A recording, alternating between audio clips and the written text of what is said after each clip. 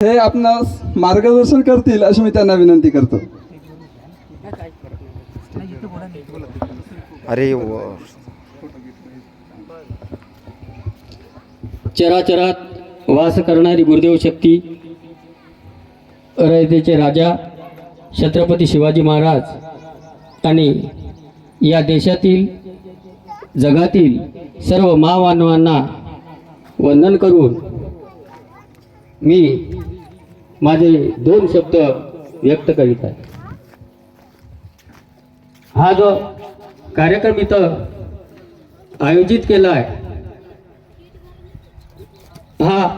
या कार्यक्रमाची रूपरेषा बघता मला फार आनंद झाला की छोट्याशा खेडेगावात सुद्धा महाराजाच्या भजन आणि कीर्तनाच्या माध्यमातून महाराजांचे विचार खरोखरच गावागावात पोहोचत आहे.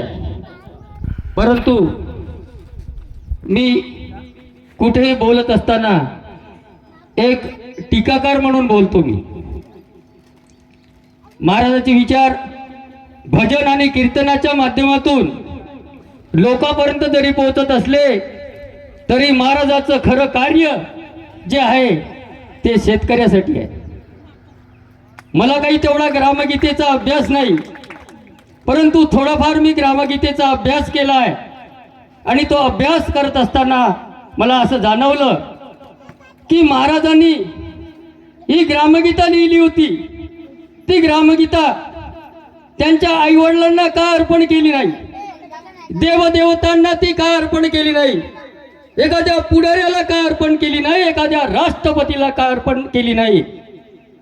कारण 16व्या शतकात त्यांनी मागं फिरून पाहिलं की रयतेचे राजा छत्रपती शिवाजी महाराज यांच्या काळामध्ये शेतकऱ्याची अवहेलना होत होती. आणि ती अवहेलना होत असताना त्या शिवाजी महाराजांनी या शेतकऱ्याला खरी जनजागृती करून दिली आणि शेतकऱ्याच्या पिकाला कुठेही हात लावणार नाही अशी अवस्था त्यावेळेस निर्माण केली होती. आणि तीच अवस्था आता या देशामध्ये स्वतंत्र भारतामध्ये झाली पाहिजे म्हणून महाराजांनी या पीडित झालेल्या शेतकऱ्याच्या हातामध्ये ही ग्रामगीता दिली, त्याच्यासाठी अर्पण केली आणि सगळ्याच्या डोक्यामध्ये भगवी टोपी घालून दिली.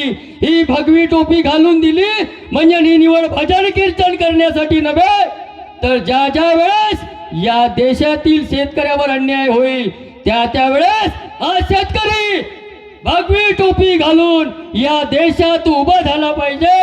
आणि त्याच्यावर जे अन्याय होत आहे, त्याच्या मालाला भाव मिळत नाही, तो पीडित आहे, ही सगळी त्याचे हक्क मिळवण्यासाठी महाराजांनी ती टोपी दिली होती. आणि म्हणून मी या छोट्याशा गावामधून या देशाला संदेश देतो की या देशातील प्रत्येकाने आपल्या डोक्यामध्ये भगवी टोपी घालून आपला शेतकऱ्याचा हक्क मागला पाहिजे, तरच खरी ही श्रद्धांजली महाराजांना होईल. एवढेच बोलतो आणि इथेच थांबतो. जय हिंद, जय गुरु.